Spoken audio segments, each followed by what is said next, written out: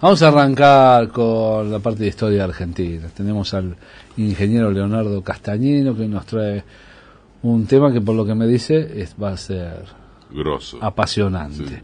Sí. Pues la relación entre el brigadier general Juan Manuel de Rosas y el general San Martín. En realidad es un tema que parcialmente así habíamos mechado en distintos programas, porque daba con el tema justo, pero como es un tema importante y por ahí la gente ha comentado, me parece mejor llevarlo ordenado, llevar todo, aunque nos lleve otro programa. ¿Por qué San Martín confiaba en Juan Manuel de Rosas y por qué esa parte de la historia nos la borraron? Claro. La relación entre Rosas y San Martín fue, sobre todo después que Bartolomé Mitre hace la historia de San Martín. Claro, San Martín con Rosas, después lo voy a desarrollar, pero brevemente diría que San Martín y Rosas no se conocieron personalmente.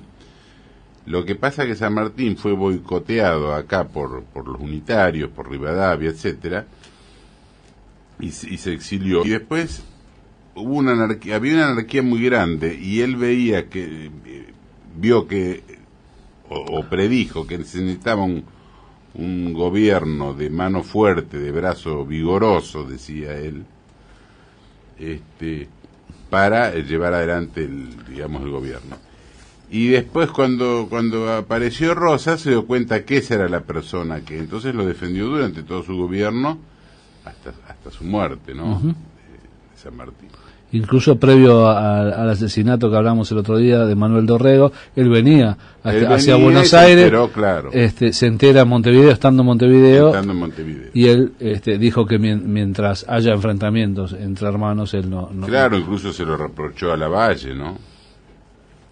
Yo para desarrollar un poco el tema, iba a dar primero los antecedentes de San Martín, los antecedentes a toda esa relación. Después San Martín en el exilio, lo que decía, la relación que tuvo durante el primer gobierno de Rosas, durante el segundo y ya cuando se despide de Rosas, ¿no? Porque entraron una relación por correspondencia importante. Arranquemos entonces. Entonces, entre los antecedentes,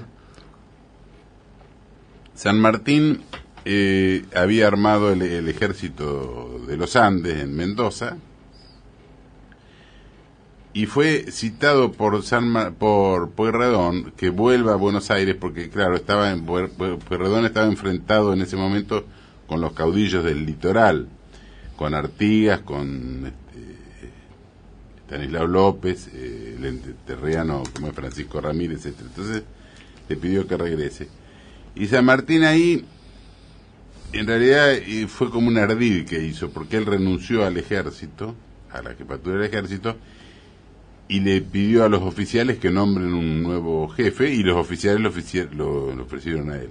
Entonces, en vez de volver a Buenos Aires, cruzaron los Andes y fueron a liberar Chile. Eso le produjo un encono muy grande en Buenos Aires, sobre todo Rivadavia, incluso Pueyrredón. Entonces, le empezaron a hacer una guerra, un boicot, digamos, a la campaña libertadora. Hay un historiador, Ferms, que se llama, que es canadiense, que lo dice explícitamente en el libro, dice, Rivadavia le tenía una envidia y un odio que no escatimaba palabras para hablar mal de San Martín, incluso de Bolívar, lo dice. Entonces, ¿qué pasó? San Martín hace la campaña libertadora y en Perú tiene que dejarle seguir la campaña a Bolívar porque lo desabastecieron, digamos, le hicieron un boicot. Para mí esa fue la verdadera razón, no que renunciamiento. Para mí fue que le dijo, bueno, seguí vos que tenés con qué, porque a mí me lo están negando. Entonces San Martín, ¿qué hace? Vuelve a Mendoza y intenta retirarse. Va a una quinta que tiene en Mendoza, una chacra, y trata de no participar en política ni en la vida pública, y Rivadavia desde Buenos Aires lo empieza a hostilizar de todas formas. le ponen incluso le ponen un mucamo que era un espía de los movimientos de San Martín. Incluso hasta le violaban la correspondencia privada. Esto, por ejemplo, San Martín se lo confiesa a O'Higgins en una carta el 2 de octubre de 1827, donde le dice: mi separación voluntaria del Perú me ponía al cubierto de toda sospecha de ambicionar nada sobre las desunidas provincias del Plata. Confinado en mi hacienda de Mendoza y sin más relaciones que algunos vecinos que venían a visitarme, nada de esto bastó para tranquilizar la desconfiada administración de Buenos Aires. Ella me cercó de espías, mi correspondencia era abierta con grosería. Esta cita y otras más que voy a dar la saco de varios libros, por ejemplo de Luis Robero Altamira, de un libro que se llama San Martín, sus relaciones con don Bernardino Rivadavia, del Museo Histórico Nacional, en la correspondencia que hay de San Martín, incluso en mi libro, en algunos de mis 2 libros de Juan Manuel de Rosas, Sombras y Verdades, o La Ley y el Orden. Otra carta entre San Martín y O'Higgins, el 16 de agosto de 1828, dice: ejerzan enhorabuena su rabia inquisitorial en nuestras comunicaciones privadas, que ellos no encontrarán otra materia más que la misma fuerte firmeza y honradez que no han podido contradecir de nuestra vida pública. Hasta la evidencia se podría asegurar que las 8 o 10 cartas que veo por su apreciable del 29 de septiembre del año pasado se han escamoteado como las que he escrito a usted. Paran en poder del hombre más criminal que ha producido el pueblo argentino. Se refiere a Rivadavia, ¿no? Un enemigo tan feroz que los patriotas como don Bernardino Rivadavia estaban preparando por arcanos más oscuros que el carbón para humillarnos y para degradación de su desastrosa administración, han dejado a un pueblo generoso que fue la admiración y baliza de las repúblicas de América Sudeste. Hombre despreciable que no solo ha ejercido su envidia y encono contra usted, no queda satisfecha su rabia y acudiendo a la guerra de Zapa, quiso minarme en el retiro de este desierto, donde por huir de ingratos busco mi subsistencia y la de mi familia con el sudor de mi frente. También Chilaver, porque San Martín se escribió con bastantes patriotas de ese momento.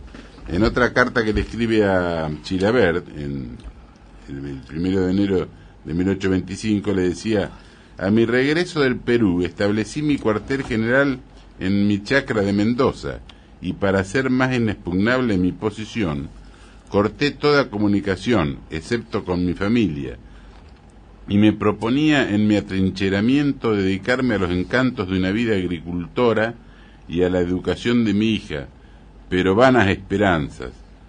En medio de esos planes lisonjeros, he aquí que el espantoso Centinela, que era un periódico rivadaviano, principia a hostilizarme. Sus carnívoras falanges se destacan y bloquean mi pacífico retiro. Entonces fue cuando se me manifestó una verdad que no había previsto, a saber, que yo había figurado demasiado en la revolución para que se me dejara vivir tranquilamente. Porque claro, Rivadavia era celoso de San Martín porque los caudillos lo apoyaban. Stanislao López, Bustos, muchos caudillos lo apoyaban. Y entonces el temor de Rivadavia, que lo único que le importaba era la capital y hacer edificios al estilo francés y con ochavas, tenía miedo que los caudillos lo apoyen a San Martín, lo pongan de jefe, digamos, de las Provincias Unidas y lo desplacen a él, lleven al poder, claro. San Martín, acosado de Mendoza, decide trasladarse a Buenos Aires, pero tenía la mujer muy enferma, había recibido noticia que se iba a morir, que estaba agonizante, digamos, pero posterga el viaje porque se entera que hay un complot en contra de él, Incluso finalmente vino en una tipo diligencia, digamos, Un carruaje, sí. un carruaje que tomó otro camino para, viste, por prevención. Incluso entró a Buenos Aires vestido de paisano, de poncho y en forma incógnita, digamos, de noche, ¿no? Entonces San Martín en carta a Guido el 27 de abril del 1828 le dice: ignora por ventura que en el 23, cuando por ceder a las instancias de mi mujer de venir a Buenos Aires a darle el último adiós, resolví en mayo venir a Buenos Aires y apostaron en el camino para prenderme como a un facineroso, lo que no realizaron por el piadoso aviso que me dio por un ciudadano de la misma administración. Esto también está en los mismos libros que cité hoy, ¿no? Uh-huh. Ahora cuando termine de hacer el micro vamos a hablar de cómo la gente los oyentes pueden conseguir estos libros. El 12 de agosto fallece la mujer de San Martín, en ausencia de él, digamos, no llegó a verla. Entonces yo digo, fíjate vos cómo le agradecían los civilizados a San Martín, que había liberado medio continente, cómo le agradecían, haciéndole un complot para matarlo, ¿no? Y no pudo ni ver la mujer y se tuvo que exiliar. En cambio, fíjate cómo los que denunciaban la barbarie. Claro. Ahora fíjate cómo lo recibían los bárbaros, digamos, los que ellos llamaban los bárbaros, que eran los caudillos, que no eran ningunos bárbaros, ¿no?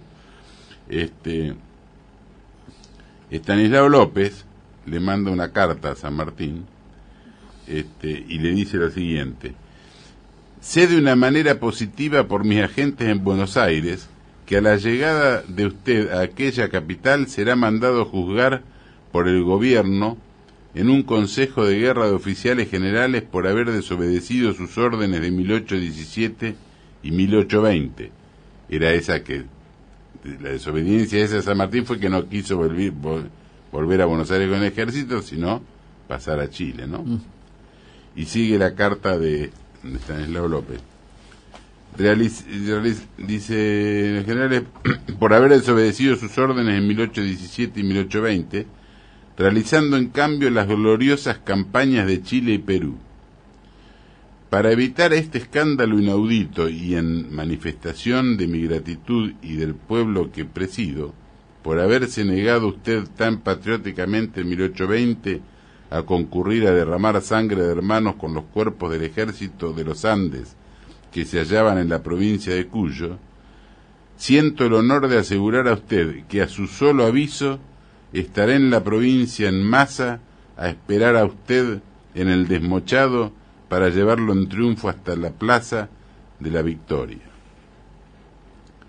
Esta es una carta agradecida y emotiva de Estanislao López, que, como dije, se refería a la desobediencia de San Martín de volver a Buenos Aires y al complot que le habían preparado en Buenos Aires, que lo obligan a San Martín a un cambio, digamos, del carruaje de regreso, y que tuvo que entrar vestido de gaucho, digamos, y de noche en Buenos Aires el 4 de diciembre de 1823. Estos son más o menos los antecedentes de esta relación que se inicia luego, ya estando San Martín en el exilio, a raíz que se va enterando de las potencias, de la agresión de las potencias sobre las Provincias Unidas. No sé si seguimos en otro... Sí, si tenés un poquito más seguimos, si no, no hay problema. Tengo, bueno, ya en el exilio, ¿qué pasó? Se había armado un conflicto entre la República Oriental, a raíz de la República Oriental, entre las Provincias Unidas y Brasil, que luchaban por, digamos, Brasil quería tomar Uruguay como provincia cisplatina, y Buenos Aires medio se había desinteresado, pero en definitiva se armó una guerra, ¿no?, entre ambos. Y entonces San Martín escribía a Guido: Cuando se declaró la guerra no me pareció regular ofrecer mis servicios por temor de exponerme a un nuevo insulto.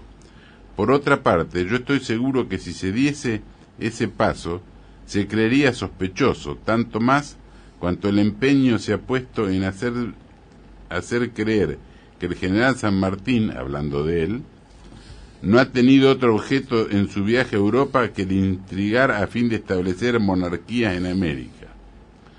Los miserables que han hecho circular tan indignas imposturas, Rivadavia y su grupo, no reconocen que los sentimientos que francamente he manifestado sobre el particular nada tienen que ver con los respetos que se deben a la mayoría de la nación por la cual me he sacrificado.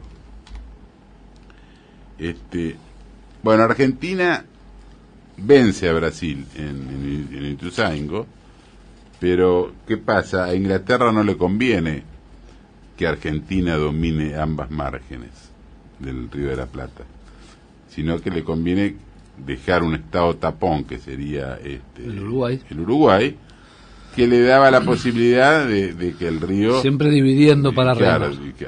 Y entonces el río ya no quedaba de un país, sino que quedaba, lo internacionalizaba, digamos, ¿no? A tal punto que Manuel José García, que era el representante de Rivadavia en Río de Janeiro, sí, va y hace la paz a cualquier precio, decía entre comillas, o sea, con todas las letras, ¿no? Y en definitiva le ceden la banda oriental a Brasil, que la llama, le pone de nombre la provincia Cisplatina. Entonces en carta a Guido, San Martín le dice: veo por la de usted que habían hecho por ese gobierno de Buenos Aires proposiciones de paz bajo la base de la independencia de la banda oriental. No nos hagamos ilusiones, la independencia de la banda oriental es, en mi opinión, quimérica, sin más razón que porque carece de bases para hacerlo. Su aproximación al Brasil, y porque sus mismos desórdenes le harán buscar un apoyo, y que está en el orden sea en el más fuerte, y en este caso se presentarán dificultades inmensas para la organización de esa República Argentina, ya débil por las ricas y pobladas provincias que se le han separado, como por la ubicación de la condena a haber obstruido el día menos pensado el único canal de su propiedad por el bloqueo del río.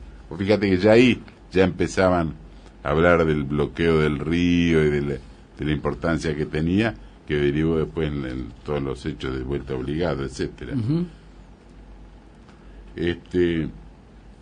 Entonces, enterado San Martín, le escribe O'Higgins en 1827, le dice: me dice usted no haber recibido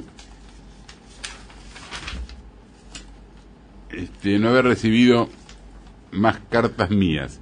Se han extraviado, o mejor dicho, se han escamoteado 8 o 10 cartas mías que le tengo escritos desde mi salida de América. Esto no me sorprende, pues me consta que en todo el tiempo de la administración de Rivadavia, mi correspondencia ha sufrido una revista inquisorial, la más completa. Yo he mirado esta conducta con el desprecio que merecen sus autores. Ya habrá sabido la renuncia de Rivadavia. Su administración ha sido desastrosa y solo ha contribuido a dividir los ánimos.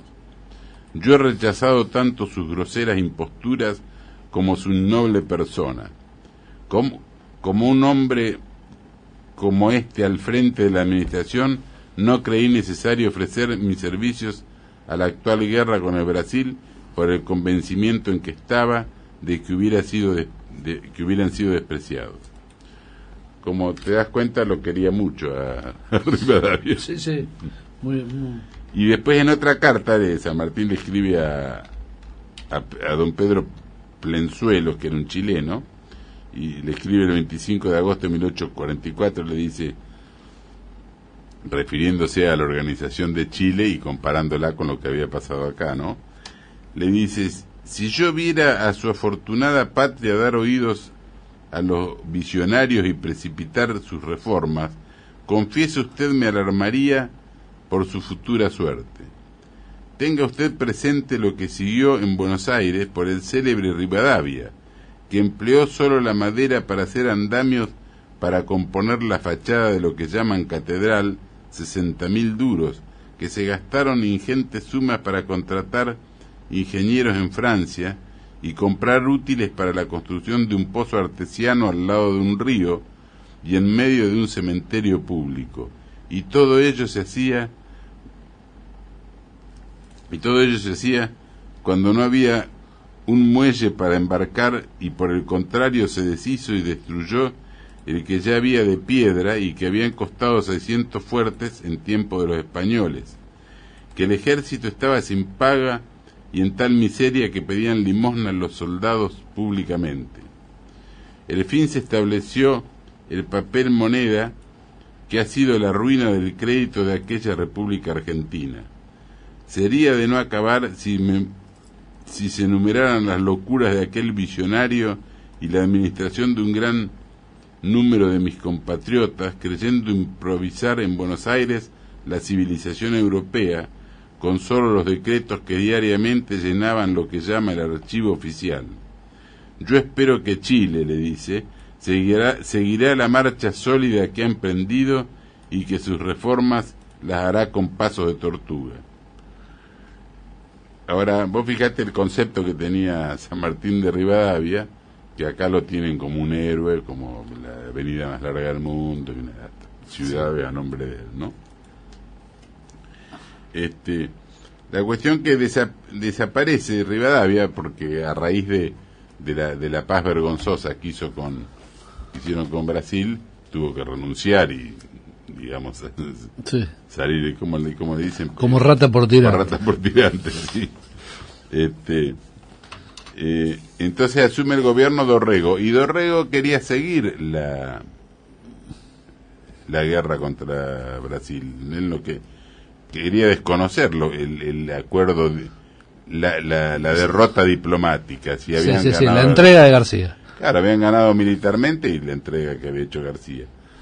Pero ¿qué pasa? Los del Banco Provincia, que era los principales accionistas eran ingleses, le retasean los fondos y lo empiezan a apretar. Hubo un episodio ahí que lo va a ver el cónsul inglés y le dice, pero dice, usted lo que quiere decir, le dice a Dorrego, ¿no? Ahora, usted lo que pretende es seguir la guerra contra Brasil y desconocer, y Dorrego le dice, sí, directamente, le contesta. La cuestión que, incentivado San Martín por todos estos cambios que se producen de Dorrego, etcétera, decide regresar al país. Pero cuando llegamos a Río de Janeiro, se entera que lo habían derrocado a Dorrego, o sea, se entera de la revolución.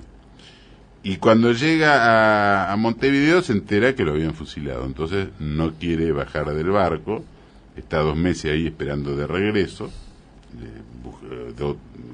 conseguir otro barco para regresar. Y entonces ahí empezó a recibir, digamos, agresiones de la prensa unitaria. El mismo San Martín empezó a recibir críticas. Sí, ofensas, digamos.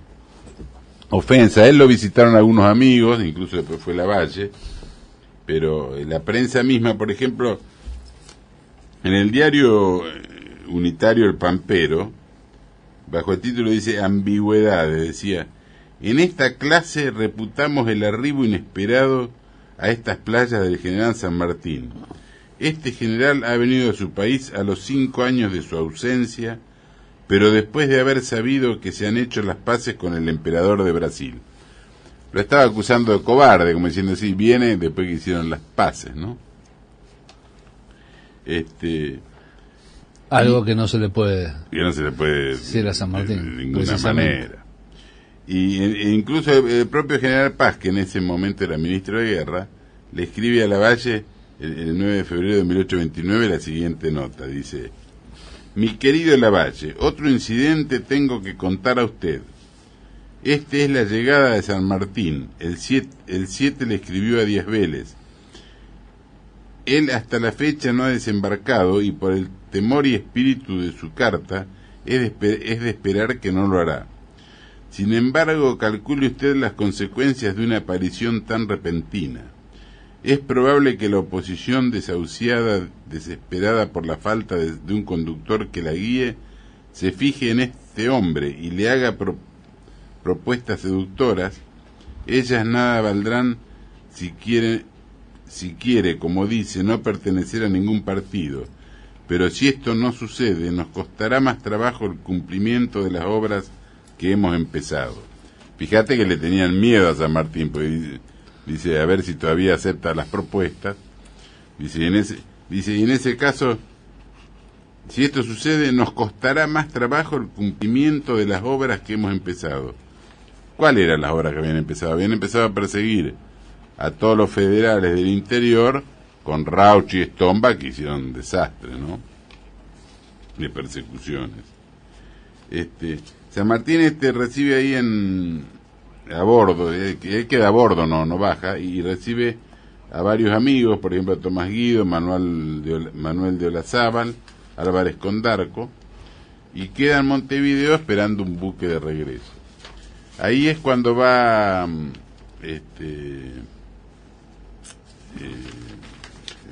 Lavalle a hacerle una proposición a San Martín, y San Martín le escribe a Guido el 6 de abril, dice: las agitaciones de 19 años de ensayos en busca de una libertad que no ha existido hacen clamar a lo general que los hombres por un gobierno vigoroso. ¿Ves? Ahí ya empezó él a atisbar que le hacía falta un gobierno vigoroso, ¿no? Dice, hacen clamar a lo general de los hombres por un gobierno vigoroso, igualmente convienen para que el país pueda existir, es de necesidad absoluta que uno de los dos partidos desaparezca. Al efecto, se trata de buscar un salvador que, reuniendo el prestigio de la victoria, el concepto de las demás provincias, y más que nada un brazo vigoroso que salve a la patria de los males que la amenazan. Ahí ya San Martín ya estaba digamos, prediciendo la llegada de Rosa. Fíjate que dice un gobierno vigoroso, un salvador, un brazo vigoroso, repite. Y concluye San Martín, le dice: mi amigo, veamos claro, la situación en nuestro país es tal que el hombre que la mande no le queda otra alternativa que el apoyarse sobre la facción o renunciar al mando. Las alusiones a San Martín de brazo vigoroso ya era como una premonición de lo que iba a suceder. El 14 de abril de 1829 recibe en Montevideo a una comitiva que le trae una propuesta de Lavalle y que San Martín se la rechaza con los siguientes términos. Dice: Montevideo, abril 14 de 1829. Los señores Trolé y Juan Anelli me han entregado la de usted el 4 del corriente. En ellas le dirán cuál ha sido el resultado de nuestra conferencia. Por mi parte siento decir a usted que los medios que me han propuesto no me parecen tendrán las consecuencias que usted se propone para terminar los males que afligen a nuestra patria desgraciada. Y termina la carta con una sentencia que lo debe haber perseguido a Lavalle hasta su muerte, porque le dice: una sola víctima que pueda economizar a su país le servirá de un consuelo inalterable. Refiriéndose precisamente a él. Bueno, y ahí sí, vamos a hacer un paréntesis. Sí, no, ahora terminamos. Escuchamos la conclusión que nos va a dar sobre este tema tan apasionante que nos viene tratando el ingeniero Castañeno, la relación entre Juan Manuel de Rosas y el general Don José de San Martín. Adelante. Sí, entonces habíamos dicho que San Martín, estando en Montevideo, recibe de Lavalle una proposición a través de otra persona, ¿no? Recibe una proposición de Lavalle que San Martín se la rechaza, en los términos que leí. Ahora, la propuesta de Lavalle queda más en clara cuál fue, en una carta que San Martín le envía a O'Higgins el 19 de abril, donde dice: su objeto era que yo me encargase del mando del ejército y provincia de Buenos Aires, y transase con las demás provincias a fin de garantizar por mi parte y el de los demás gobernadores a los autores del 1 de diciembre. El 1 de diciembre había sido el asesinato de Dorrego. Por otra parte, continúa San Martín, los autores del movimiento del 1 de diciembre son Rivadavia y sus satélites, y a usted le consta los inmensos males que estos hombres han hecho no solo a este país, sino al resto de la América, con su infernal conducta.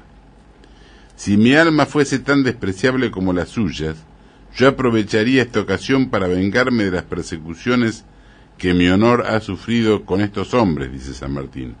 Pero es necesario señalarles la diferencia que hay entre un hombre de bien a un malvado. Digo a usted, en la mía del 5, que para el próximo paquete, que se refería al barco, paquebote, el próximo paquebote de mayo me marcharía a Europa, pero lo certificaré en el que sale a fines de este. Adiós otra vez, por siempre su invariable San Martín. Y acá después de hay otra carta de San Martín que habla de Lavalle. Dice,